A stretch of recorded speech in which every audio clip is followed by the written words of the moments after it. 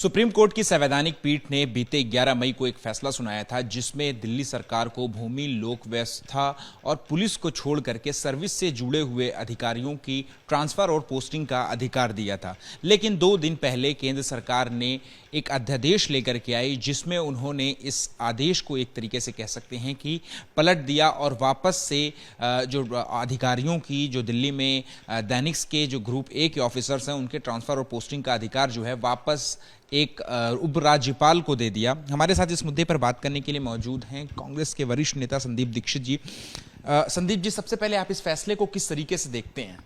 देखिए, मुझे लगता है कुछ बातें तो स्पष्ट की सुप्रीम कोर्ट ने, लेकिन जो पुराना तरीका रहा है दिल्ली में काम करने का उसको मुझे नहीं लगता कि ठीक से सुप्रीम कोर्ट ने देखा है। और दिल्ली में हमेशा भारत सरकार का भी हस्तक्षेप रहा है, दिल्ली सरकार का भी हस्तक्षेप रहा है। और क्योंकि 2 सरकारों को आपस में किसी भी स्थिति में सामंजस्य बना के चलना चाहिए, उस सामंजस्य को वो समझे नहीं। और दिल्ली की जो डेलिकेट बैलेंस होता है, क्योंकि दिल्ली में भारत सरकार भी होती है, दिल्ली सरकार भी होती है, भारत सरकार का भी योगदान होता है, दिल्ली सरकार का भी योगदान होता है, तो सर्विसेज के अंदर ट्रांसफर पोस्टिंग का मतलब, पहली चीज़ तो इसका कोई नीतियों से लेना देना नहीं है। ये कहना कि मैं काम नहीं कर सकता, भाई काम क्यों नहीं कर सकते? अधिकारी अगर आपके ट्रांसफर पोस्टिंग से नहीं बनता है तो इसका मतलब है कि केजरीवाल या सुप्रीम कोर्ट ये समझ रहा है कि अगर आपने पोस्ट नहीं किया तो इसका मतलब है सरकारी अधिकारी काम नहीं करेगा या निकम्मा है। तो ये धारणा बिल्कुल गलत है। ठीक है, ये भले व्यावहारिक रूप में उसमें कैसी भी हो, कोई भी पोस्ट करे, अधिकारी अपना काम करता है। पहले भी हुआ, अधिकारियों ने काम किया है, ऐसा नहीं है कि एक ही सरकार का काम किया, क्योंकि फिर तो आप ये मानने लगेंगे ना कि जब कोई नई पार्टी की सरकार आए तो पुराने सब अधिकारी बदल दो। ये कोई तरीका थोड़ी होता है। इससे ज़्यादा घटिया सोच तो मुझे समझ में नहीं आता। बड़े बड़े लिबरल जर्नलिस्ट इस पर उछल कूद मचा रहे हैं, क्यों मचा रहे हैं मैं नहीं जानता। आम आदमी पार्टी का तर्क, उनका कोई तर्क, उनका क्या तर्क है? आपका पराया अधिकारी क्या होता है? पहले भी तो सरकारों ने बिना अधिकारियों के वर्चस्व के काम किया। मैं आपको एक उदाहरण देता हूं, शीला जी का प्रिंसिपल सेक्रेटरी, ठीक है, रातों रात चेंज हो गया, कांग्रेस की सरकार थी। आप इमेजिन कर सकते हैं दुनिया में प्रिंसिपल सेक्रेटरी टू सीएम उनके बिना जाने चेंज हो जाए? किया, कांग्रेस की सरकार ने किया। उसके पहले ट्रांसपोर्ट कमिश्नर रातों रात चेंज हो गए। इसका मतलब ये थोड़ी कि काम नहीं हुआ। ये मैं पहले बताऊं, ये घटिया सोच है आम आदमी पार्टी की। और सबसे ज्यादा दुख होता है कि जो सो कॉल्ड इतने मोटे मोटे ताजे पोस्ट पे बैठे हुए लिबरल पत्रकार हैं, जो रोज टीवी पर अपने अपने चैनलों पर उल्टा सीधा कह रहे हैं, ये कुछ नहीं, इनको कोई आइडिया नहीं है किसी तरीके का प्रशासन कैसे चलता है, कैसे नहीं चलता है। देखिए, दिल्ली की स्थिति और राज्यों से अलग है। आपको भारत सरकार पसंद हो या ना हो, मुझे भारत सरकार पसंद नहीं है, मैं घोर विरोधी हूं केजरीवाल का, सॉरी मोदी का। बल्कि जब केजरीवाल रोज तारीफें किया करते थे मोदी की, मैं तो तब भी मोदी को अपोज करता था। जब सांठगांठ इनकी चलती थी और इनके कहने से ये कांग्रेस को हराने के लिए चुनाव पे उतरते थे, तब भी मैं मोदी की खिलाफत करता था। आज आप दोनों में आपस में नहीं बनने लगी है तो वो व्यवस्था आपके लिए गलत हो गई। तो पहली चीज तो मुझे लगता है कि सुप्रीम कोर्ट ने अन्यथा इस चीज को इंटरप्रेट किया है। दिल्ली, देखिए, पहली चीज मानिए, यूनियन टेरिटरी है, राज्य नहीं है। हमें अच्छा लगे बुरा लगे, वो अलग व्यवस्था है, ठीक है। और आप संविधान बदल दीजिए, आप कहिए कि नहीं, आधे राज्यों में भी इसका एक अलग सिस्टम हो जाता है। बात यह नहीं है कि हम और आप क्या चाहते हैं, बात यह है कि सिस्टम क्या कहता है। ये तो वही केजरीवाल है ना जो कहता था कि सड़कों पे नेताओं को फांसी दे देनी चाहिए। तो क्या फांसी दे दोगे क्योंकि जनता चाहती है, या इनके पास 67 विधायक चुन के भेजे गए? क्या लोकप्रियता से आप कोई भी चीज गैरकानूनी काम कर सकते हैं? मुझे लोगों ने चुन के भेजा तो क्या होगा? चुन के भेजा तो क्या तोप खरीद के घूमोगे, लोगों को सरेआम कत्ल करोगे? ये कोई तरीका थोड़ी होता है बात करने का। तो क्या आम आदमी, मैं अपनी बात पहले खत्म कर लूं। तो पहली चीज मुझे लगता है कि ये निर्णय ठीक नहीं था। फिर भी उसमें अगर आप देखिएगा, जजमेंट में एक पैराग्राफ 95 है, मैंने भी पढ़ा उसको। आज बीजेपी उस पैराग्राफ को लेके घूम रही है, लेकिन मैंने उस पैराग्राफ को पढ़ा। उसमें दिया था कि अगर भारत सरकार किसी समय पे चाहेगी और जिस कानून के अंतर्गत दिल्ली का प्रशासन चलता है उस कानूनी तरीके को अगर बदलेगी तो फिर दिल्ली सरकार को उस कानून के अंदर जो है जो भी बदलाव आते हैं उसे देखनी चाहिए। अब इन्होंने उस पर एक ऑर्डिनेंस लाए। अब आप कह सकते हैं कि ऑर्डिनेंस नहीं लाना चाहिए था, पार्लियामेंट में जाना चाहिए था। तो ऑर्डिनेंस तो बहुत चीजों का आया है ना, ऐसा तो है नहीं। और कोई ऐसी पार्टी नहीं है जो जब समझती है कि किसी चीज में की आवश्यकता है जल्दी से काम करने की, तो वो ऑर्डिनेंस नहीं लेकर आया है। तो ऑर्डिनेंस का रास्ता बीजेपी लाई है, वो ठीक है, तो वो समझ सकते हैं कि ये त्वरित रूप से है। मुझे लगता है कि जो व्यवस्था उन्होंने कही है, आप कह सकते हैं कि भारत सरकार का जरूरत से ज्यादा हस्तक्षेप है, पर दिल्ली क्या है व्यवस्था ऐसी आप और हम क्या कर सकते हैं? फिर आप उसको देखिए, एक और बात है, इससे आपके प्रशासन को या आपके काम करने में कैसे दिक्कत आएगी? बात तो ये महत्वपूर्ण बनती है ना, जो ये बार बार बता रहे हैं कि इसके बाद अब हम काम नहीं कर पाएंगे या काम कर पाएंगे, वो व्यवस्था क्यों बनती है? भाई आपको लाखों करोड़ों कमाने थे शराब में, तो उसमें तो दिक्कत नहीं हुई, कोई भी ट्रांसफर पोस्टिंग कर रहा था। आपने एक खुफिया एजेंसी दिल्ली में बना दी और उसमें हर तरीके के कानून तोड़ दिए, तो उसमें तो कोई अधिकारी ने आपको दिक्कत नहीं की। अभी निकल कर आए हैं कि आपने टीचर रिक्रूटमेंट में 3-4 साल से दिल्ली सर्विस सिलेक्शन बोर्ड ने टीचरों को चुना है, आपके लोग उनको अपॉइंटमेंट लेटर नहीं दे रहे हैं, व्हाट्सएप पर फोन करके कह रहे हैं कि 8-8, 10-10 लाख दो, तो उसमें तो किसी सरकारी अधिकारी ने हस्तक्षेप नहीं किया। जो दिल्ली में कांग्रेस 10 अस्पताल आधे बने हुए छोड़ के गई थी, वो आप पूरे नहीं कर पाए। जो सड़कों पे लोग कोविड में मर गए, उसमें तो अधिकारियों ने मना नहीं किया था आपको। दिल्ली में आज कम से कम 8 या 9 हज़ार हमें बसें चाहिए थी, मुश्किल से आप 5 या 6 हज़ार बसें ले पाए हो, 3,000 बसें क्यों नहीं खरीद पाए? इस पर तो किसी अधिकारी ने मना नहीं किया था ना। तो आपका कौन सा काम रुक रहा है, ये मुझे बताइए ना। आपके निकम्मेपन को आप अगर इस बात से छुपाते हो कि लोग मुझे काम नहीं करने दे रहे, तो वो झूठ तो नहीं चलेगा। जिम्मेदारियों से पल्ला झाड़ने की एक टैक्टिक्स है क्या ये? पुरानी टैक्टिक्स है, बहुत पुरानी टैक्टिक्स है भाई। ये तो देखिए, माफ करिएगा, इसमें मैं इसको एक मजाक के लेवल पे लाता हूँ। वो छोटे बच्चे होते हैं ना, जो बिल्कुल निकम्मे होते हैं, मम्मी मम्मी हर चीज पे चिल्लाते हैं। जब बड़े भाई की चुगली करनी हो, बड़ी बहन की चुगली करनी हो, तो रोते रोते पहुंचते हैं, और मम्मी और दादी समझती है कि ये बेचारा यही है, गरीब है, तो वो भी निकम्मा हो जाता है। माँ बाप उसके कारण से अन्याय करती है बाकी सब पर, और आगे चल के भी वो आदमी कभी अपने पैरों पर नहीं खड़ा हो पाता, क्योंकि पूरी जिंदगी वो झूठ बोलकर ही जिंदगी जीता। और वही पूरा कैरेक्टर है अरविंद केजरीवाल का और उसकी पार्टी। अरे आपने दिल्ली सरकार देखी है, और आप तो ये नहीं कह सकते कि दिल्ली की व्यवस्था आप नहीं थी। रोज आप चिल्लाते हो कि मैं इनकम टैक्स का अधिकारी था। अगर इनकम टैक्स के अधिकारी थे तो संविधान का आपको ज्ञान होना चाहिए, और अगर संविधान का आपको ज्ञान होना चाहिए तो दिल्ली की व्यवस्था का आपको ज्ञान होना चाहिए। दिल्ली की व्यवस्था की आप ये कहो कि मैं शादी कर रहा हूं, लेकिन शादी करने के बाद कहो कि यार लड़की तो आ गई, सारी संपत्ति नहीं आई मेरे पास। लड़की आएगी, शादी से संपत्ति थोड़ी आ जाएगी आपके ससुर की आपके पास।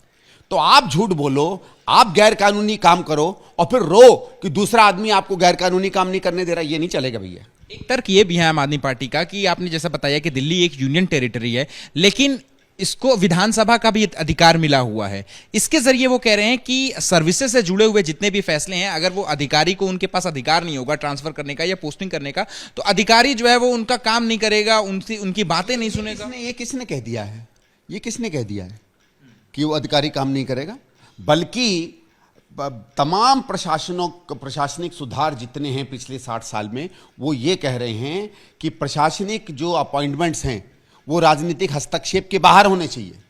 मैं मानता हूं अगर अरविंद केजरीवाल ये कहे कि मेरा भी हस्तक्षेप नहीं होगा, ब्यूरोक्रेसी डिसाइड करे। मेरे पिताजी आईएएस में थे, मुझे मालूम है उनके ज़माने में जब वो 70-80 के दशक में थे, मुख्यमंत्री कुछ 2-4-5 पोस्टिंग छोड़ के कभी पोस्टिंग नहीं करते थे। कलेक्टरों तक की पोस्टिंग मुख्यमंत्री नहीं करते थे, सरकारें काम करती थी। ये क्या मतलब है? आपने राजनीतिकरण किया अधिकारियों का, आपने अधिकारियों को अपना और पराया बना दिया। यही केजरीवाल की सरकार है कि जब आई थी 2013 में, तो चुन चुन के पूछ रही थी कि शीला दीक्षित के अधिकारी कौन है। क्या मतलब है शीला दीक्षित के अधिकारी कौन है? वो तो सरकार के अधिकारी है ना, कि इसको हटा दो, उसको भेज दो, इसको। अच्छा, एक और चीज ये लोग नहीं पूछते। जब भारत सरकार ने कहा, ये देखिए आपको याद होगा जब लोकपाल बिल की दुहाई की बात चल रही थी, तो यही केजरीवाल कह रहा था कि जिसके खिलाफ इंक्वायरी होगी उसके अंदर तो विजिलेंस डिपार्टमेंट होना ही नहीं चाहिए। आपको याद होगा ये कह रहे थे कि प्रधानमंत्री पे इंक्वायरी होगी तो प्रधानमंत्री के अंदर सीबीआई नहीं होनी चाहिए। तो आज आप विजिलेंस डिपार्टमेंट क्यों मांग रहे हो भाई? मतलब उस समय बेवकूफ बना रहे थे पूरी जनता का। ये इतने बड़े हम लोग बेवकूफ हैं कि तुम्हारी उन बातों को नहीं समझ पाएंगे आप। मनमोहन सिंह के लिए तो सीबीआई उसके अंडर नहीं होनी चाहिए, लालू प्रसाद के लिए तो उसके अंदर विजिलेंस नहीं होनी चाहिए, शीला जी के लिए तो उनके अंदर विजिलेंस नहीं होनी चाहिए, तुम्हारे अंदर होनी चाहिए। क्यों भाई? वो इसीलिए होनी चाहिए क्योंकि तुम जानते हो तुमने क्या कालिक किया और क्या पाप तुमने किए। तो पहली चीज तो तुम्हारे अंडर विजिलेंस क्यों हो, ठीक है। दूसरी चीज, ये जो खबर आ रही है कि रातों रात वहां से फाइलें गायब हो गई, उसकी चर्चा क्यों नहीं होती है? अधिकारी ने कहा है विजिलेंस के कि हमें पता नहीं चला। रात को 3 बजे विजिलेंस का डिपार्टमेंट खुलवाया जाता है। ये कौन सी रात को 3 बजे है जो विजिलेंस का डिपार्टमेंट खुलवाया जाता है, आप मुझे बताएंगे? ये तमाम लोग जो चर्चाएं कर रहे हैं आज टेलीविजन पर या ट्वीट कर रहे हैं, ये वो सवाल क्यों नहीं पूछते कि क्या जरूर, अगर भारत सरकार ने गलत काम किया ऑर्डिनेंस बनाकर, तो केजरीवाल को क्या जरूरत थी रात को 3 बजे विजिलेंस की फाइलें खुलवाने की? और उसके बाद जो खबरें आ रही हैं कि शराब से और इनके मकान के घोटाले से जो फाइलें हैं वो गायब हो गई हैं, उसका जिम्मेवार कौन है?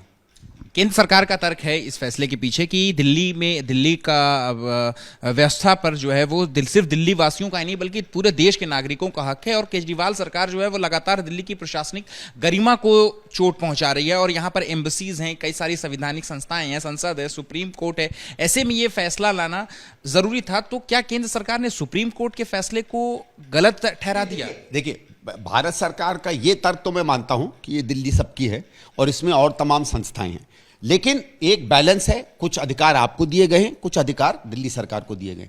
भारत सरकार को भी ये बात स्पष्ट करनी चाहिए, ये बात नीतियों के और कार्यक्रमों के अधिकार की नहीं है। अगर आपको पीडीएस पे कोई कानून बनाना है, दिल्ली सरकार बना सकती है। आपको शिक्षा पे कोई कार्यक्रम चलाना है, दिल्ली सरकार चला सकती है। आपको लॉ एंड ऑर्डर पे कोई काम करना है, केवल भारत सरकार चल सकती है। आपको जमीन पर कोई नई नीति लानी है, केवल भारत सरकार कर सकती है। उनमें क्लियर है। या तो आम आदमी पार्टी ये बताए कि हमारे अधिकार क्षेत्र में वो हस्तक्षेप कर रहे हैं, तो मैं मानूं, लेकिन जो गारंटियां दिल्ली में दी गई हैं, जो काउंटर बैलेंस और क्रॉस बैलेंस किया गया है, और जो सर्विसेज की एक मुख्य पोस्टिंग की कम से कम बात कही गई है, उस पर कैसे सवाल उठ सकता? भाई, पहले भी दिल्ली सरकार के अधिकारी रातों रात गोवा ट्रांसफर हो जाते थे। कभी सुना उन 15 सालों में, कम से कम कांग्रेस के 15 सालों में, कि हम रोते हुए फिर रहे हो कि हमारे अधिकारी उठ के चले गए? अच्छे अधिकारी पता चला अगले दिन चले गए। ठीक है, चले गए। यही आर.के. सिंह, जो आज मंत्री हैं बीजेपी में, दिल्ली के होम सेक्रेटरी थे, तबाही मचा रखी थी इन्होंने दिल्ली में। जिस अफसर को चाहते थे ट्रांसफर कर देते थे, क्योंकि कांग्रेस की सरकार के गृह सचिव होके भी ये बीजेपी के एजेंट की तरह काम कर रहे थे। मैडम के तमाम अधिकारियों को ट्रांसफर कर दिया। क्या आपने सुना कभी कि शीला जी ने आर.के. सिंह के बारे में एक शब्द भी कहा हो? हम लोगों ने कहा कि जैसे निकम्मे को क्यों आपने गृह सचिव बना रखा है। जो चिदम्बरम साहब ने सपोर्ट किया उस आदमी का कि नहीं भाई, ये दिल्ली की व्यवस्था है, और उसके बावजूद भी काम हुए, जो काम करने थे वो हुए। ठीक है, कोई फाइल मंगाता है, 1 महीने डिले हो जाती है, 1.5 महीने डिले हो जाती है, तो क्या 1.5 महीने में कोई ऊपर से वो गिर जाएगा? भाई, तुम्हारी वो जल्दी, कोविड में जैसे मैंने कह रहा हूं, लाखों लोग जब सड़कों पे मर गए, तब कौन तुम्हें रोक रहा था? तब क्या हेल्थ सेक्रेटरी तुम्हारा नहीं था? डायरेक्टर हेल्थ तुम्हारा नहीं था? जो अस्पताल नए बनने थे, जो नहीं बन पाए, वो क्या तुम्हारे नहीं थे? जब अपना निकम्मापन आता है, तब आप क्यों नहीं दिखते हो वहां? भाई, क्या ये पूरी शिक्षा व्यवस्था आपकी है? 5% रिजल्ट गिर गया 12वीं का। शीला जी के समय 95-98% 10वीं में पास होते थे, तुम 85% नहीं पास करवाए। इसके जवाब दो ना। सारी व्यवस्था तुम्हारी होके भी, ठीक है, हजारों लाखों करोड़ों संगमरमर लगवा के अपने घरों में और स्कूलों में जो तुमने पैसे करवाए हैं, उसके बावजूद भी तुम रिजल्ट नहीं इंप्रूव कर पाए हो। उसके क्यों नहीं जवाब देते हो? भाई, ये देखो, सीधी बात है, एक बड़ा बड़ी महकमा है मीडिया में, एक सो कॉल लिबरल मीडिया में, और एक लोगों में जिनको ये बार बार कह के, क्योंकि देखिए हिंदुस्तान में क्या होता है, जैसे अगर साइकिल की और बस की टक्कर हो जाए, भले साइकिल वाला बस के सामने आ जाए, हम उंगली बस पे उठाएंगे। तो ये होता ना बेचारा लाचार वाली जो कहानी है, बेचारा और लाचार वाली कहानी का के पीछे हमेशा निकम्मा आदमी ही छुपता है। जो कामयाब होता है, जो काबिल होता है, वो रोता नहीं है कभी, वो अपना काम करता है। क्या इस अध्यादेश के पीछे, केंद्र सरकार ने जो अध्यादेश लाया है, इसके पीछे राजनीति की कोई, शुद्ध राजनीति की कोई सुगबुगाहट होगी? भाई, वो तो कुछ ना कुछ तो राजनीति होगी, और राजनीति होनी भी चाहिए। मैं तो कभी इस बात को नहीं मानता कि प्रशासन में राजनीति नहीं होनी चाहिए। भाई, राजनीति नहीं होगी तो क्या होगा? कौन सी नीति होगी? नीतियां भी तो राजनीति बनाती है, क्योंकि राजनीति दिखाती है कि आपकी क्या सोच है, सरकारें कैसी चलनी चाहिए, अर्थव्यवस्था कैसी होनी चाहिए, सामाजिक ताना बाना कैसा होना चाहिए। मैं उससे इत्तेफाक रखूं नहीं रखूं अलग बात है। भाई, बीजेपी आज चुनकर आई है। मेरा यह है कि यही दिल्ली की जनता ने बीजेपी को 7 सांसद दिए हैं, 300 सवा 300 सीटें दी हैं। मुझे पसंद हो या ना पसंद हो, मोदी को अधिकार मिला है कि दिल्ली का प्रशासन कैसे चलता है, क्योंकि उसके अधिकार क्षेत्र में है, वो उस पर इंटरफियर कर सकता है। अगर दिल्ली के लोगों को नहीं पसंद होगा, भारत के लोगों को नहीं पसंद होगा, तो यह बिल राज्यसभा में नहीं हारना चाहिए, ये 2024 में हारना चाहिए। सरकार से हटा दो, पुरानी व्यवस्था ले आओ। लेकिन आप एक सरकार भाई, दिल्ली में ये शिक्षा पर क्या करते हैं, इनके पास अधिकार है, क्योंकि ये चुन के आए हैं। तो दिल्ली की व्यवस्था कैसी होनी चाहिए, अगर उसका अधिकार भारत सरकार में है, तो वो सरकार चुनकर आई है। अब हम क्या कर सकते हैं उसका? भाई, ऐसे में दिल्ली की राजनीति की अगर हम बात करें, तो इस अध्यादेश के बाद दिल्ली का नया बॉस एक तरीके से कह सकते हैं कि उपराज्यपाल को फिर से बना दिया गया। फिर से दिल्ली, ये भी मैंने कहा, आप लोगों की ये भाषाएं गलत है। दिल्ली का बॉस कैसे? आप ये समझते हैं कि जो ट्रांसफर पोस्टिंग करता है वही बॉस है? जो नीति बनाता है, जो बजट बनाता है, बजट कहाँ खर्च होना चाहिए, कैसे खर्च होना चाहिए, क्लासरूम बनने चाहिए कि बसें आनी चाहिए कि ट्रांसफार्मर लगने चाहिए कि सब्सिडी आनी चाहिए कि सड़कें बननी चाहिए कि क्या कहते हैं आपके फ्लाईओवर बनने चाहिए कि मेट्रो बननी चाहिए नहीं बननी चाहिए, वो कि निर्णय कौन लेता है? वो तो दिल्ली सरकार लेती है ना। ऐसे में काम आपको किस लिए चुना गया? देखिए, हमारे यहां जैसे नेहरू जी ने कहा था, मैं भारत का प्रथम सेवक हूं। तुम दिल्ली के राजा नहीं हो, तुम दिल्ली के प्रथम सेवक हो, यह याद रखो। क्या मतलब है? राजा हो तुम, क्या राजा चुने गए हो? भाई सेवक हो, तुम्हारे पास सेवा करने के लिए पूरी ब्यूरोक्रेसी है, उनसे काम करवाइए। मैंने तो नहीं देखा कि इसके पहले किसी मुख्यमंत्री, हाँ एक आध दो अफसरों से सबको दिक्कत होती है भाई, जिनके पूरे वर्चस्व की सरकारें होती हैं उनके अंदर भी हर अधिकारी काम नहीं करता है। खुद केजरीवाल कोई काम नहीं किया पूरी जिंदगी इनकम टैक्स में, यही केजरीवाल बार बार भागा फिरता था कि अपने, भाई मुझे बताओ, इनकम टैक्स में यह माना जाता है कि दिल्ली और बंबई की मलाईदार पोस्टिंग है। ये और उनकी वाइफ तो सारे समय दिल्ली में रहे, तो क्या हम इसका तात्पर्य निकालें? और किसी एग्जीक्यूटिव रोल में नहीं रहे, तो ये अपने ऊपर में जो चीजें पड़ती हैं, खुद तो कभी काम किया नहीं, इसलिए जब दूसरा अधिकारी होता है वो काम करेगा। देखिए, अधिकारी स्वाभिमान से काम करेगा, तुम्हारा नौकर नहीं है वो यूपीएससी देकर आया, वो भारत सरकार का नौकर है और देश की जनता का सेवक है। वो किसी मुख्यमंत्री या किसी उसका, आप सही निर्देश दीजिए, नीति निर्देश दीजिए। भाई मुझे मालूम है 2004 में जब शीला जी की सरकार आई थी, उस समय जो मुख्य सचिव थे वो इनके अपॉइंटेड थे बीजेपी के, नहीं बीजेपी ने उनको चेंज किया, उनके साथ काम चला। पहले 5 साल में काम हुआ, दूसरे 5 साल में हुआ, तीसरे 5 साल में हुआ। तो ये कोई बात थोड़ी होती है भाई। मदन लाल खुराना जी भी थे, साहिब सिंह वर्मा भी थे। साहिब सिंह वर्मा कोई चुप रहने वाले अधिकारी नहीं थे। मदन लाल खुराना के समय तो पीवी नरसिम्हा राव थे, तो वो भी कोई चुप रहने वाले, उनको दिक्कतें हो रही थी। और पहले 5 साल में होगी, नई सरकार बनी है, नई व्यवस्था आई है, आपस में कोऑर्डिनेशन की दिक्कत होती है। केजरीवाल का वही मैं कह रहा हूं, आप बॉस वो है जिसके हाथ में सेवा करने का अधिकार है, क्योंकि सरकारें राज्य करने के लिए नहीं चुनी जाती हैं, सेवा करने के लिए चुनी जाती हैं। ऐसे में आप क्या देख रहे हैं, केंद्र बनाम दिल्ली की राजनीति जो है वो किस ओर जा? इसमें तो मुझे लग रहा है कि बीजेपी जिस तरीके से पूरे देश में कर रही है, वो राजनीतिक रूप से कम दिल्ली को नहीं संभाल पा रही है। उनके पास ना नेतृत्व है, उनके पास ना काडर है, ना उनके पास सोच है। ठीक है, और मुझे लगता है कई जगहों पे वो भी अन्यथा हस्तक्षेप करते हैं, क्योंकि वो इस बात से बहुत हताश हैं कि दिल्ली में वो अपनी सरकार को काबिज नहीं कर पा रहे हैं। वो दिल्ली में इसलिए काबिज नहीं कर पा रहे हैं क्योंकि तुम्ही ने तो बढ़ाया चढ़ाया इस पार्टी को। भाई हम बार हम बीजेपी के कई बार नेता आपस में बात करते थे, और बीजेपी के स्थानीय नेता मुझसे कहते थे कि भाई साहब, हमें नहीं समझ में आ रहा है क्यों हमारी पार्टी इतनी मेहरबान है केजरीवाल पर। भाई तुम मेहरबान हुए, तुमने एक ऐसे व्यक्ति को जिसको हम सब जानते थे वो क्या है, आपने उसको इतनी शक्ति और पावर दे दी, तो अब जब उसकी महत्वाकांक्षा बढ़ गई तो अब आपको दिक्कत हो रही है।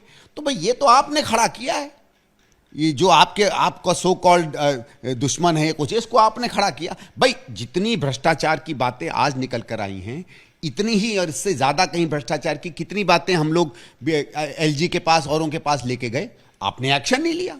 आप पहले भी एक्शन ले सकते थे, पहले भी मालूम था कि डीटीसी में किस तरीके का घोटाला हुआ था, पहले भी मालूम है कि और जितनी भी इन्होंने कमरे नए बनाए हैं और उसकी कंस्ट्रक्शन की है, उसमें सब में सबको पता है कि बहुत महा घोटाला हो रहा है, टीचरों की रिक्रूटमेंट में हो रहा है। ये जो जितने लेजिस्लेटिव असिस्टेंट्स बनाए गए हैं, जो 4-4, 5-5, 6-6 आम आदमी के कार्यकर्ता 1.5, 2-2 लाख की सैलरी पर एमएलएस के साथ काम कर रहे हैं, वो सारा भ्रष्टाचार है। भाई सरकार में तो 1 रुपया भी आप किसी को नहीं दे सकते बिना प्रॉपर रिक्रूटमेंट के। आपने 8-8, 10-10 लोग 2-2, 3-3 लाख की सैलरी पर एमएलएस के साथ खड़े कर दिए। उस भ्रष्टाचार पे क्यों नहीं ये लोग इन्वेस्टिगेशन करते? तो मेरा ये तो ये कहना है कि बीजेपी ने जब जो अनैतिक काम किया वो तो तब किया जब आपने इनका समर्थन किया। अब ये आपकी अनैतिकता को अपनी अनैतिकता से चुनौती दे रहे हैं, तो आप दोनों जूझो भाई इसमें। जहां तक दिल्ली का सवाल है, सीधी बात है भाई, दिल्ली वालों को अच्छा प्रशासन अच्छा नहीं लगा, दिल्ली वालों को सीधी सरल और सामने बोलने वाली सरकार अच्छी नहीं लगी। आपको इस तरीके की सरकार, इस तरीके की व्यवस्था अच्छी लगी, तो ठीक है भाई, जब तक ये है तब तक दिल्ली वाले इसको जूझेंगे।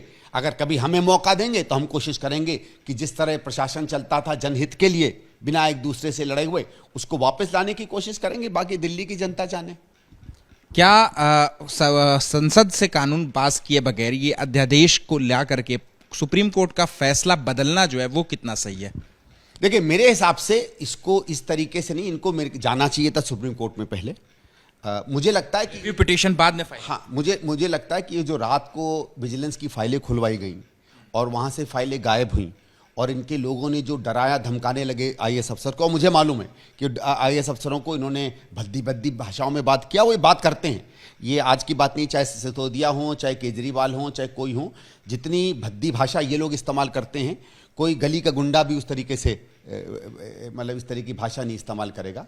तो इन्होंने वो भाषा इस्तेमाल की, मेरे ख्याल से इस कारण से शायद भारत सरकार को लगा कि जल्दी से हमें कदम उठाना चाहिए। बट मुझे लगता है इसको रहने देना चाहिए था, आपको जाना चाहिए था रिव्यू पिटीशन में और आपको कहना चाहिए था कि हम सेक्शन 95 जो आपने लिखा है अपने जजमेंट में, उससे अपने अधिकार लेते हुए हम कानून को बदल रहे हैं। तो शायद ये जो हल्ला गुल्ला हो रहा है ये शायद उतना नहीं होता। केजरीवाल सरकार की आलोचना के चक्कर में आप जो है मोदी सरकार की एक तरीके से तारीफ करते हुए। मोदी सरकार की नहीं तारीफ कर रहा, ना मैं केजरीवाल सरकार की वो कर रहा हूं, मैं कह रहा हूं जो व्यवस्था पहले काम करती थी वही व्यवस्था आज भी है, वो व्यवस्था नहीं बदली। तो अगर आप अन्यथा किसी व्यवस्था को बदल कर झूठ में दिखाना चाहेंगे कि आपको काम नहीं करने दिया था, उसको तो हम समर्थन नहीं कर सकते, क्योंकि मैं भले कांग्रेसी हूंगा पर मैं दिल्ली वाला हूं, दिल्ली का नागरिक भी हूं।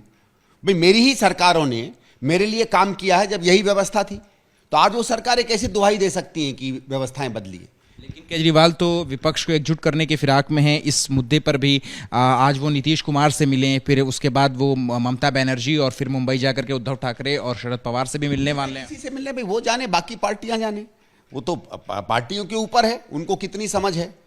भाई वो पार्टियां को लगता है कि वो दिल्ली बहुत अच्छी तरह से समझती हैं, तो ठीक है भाई।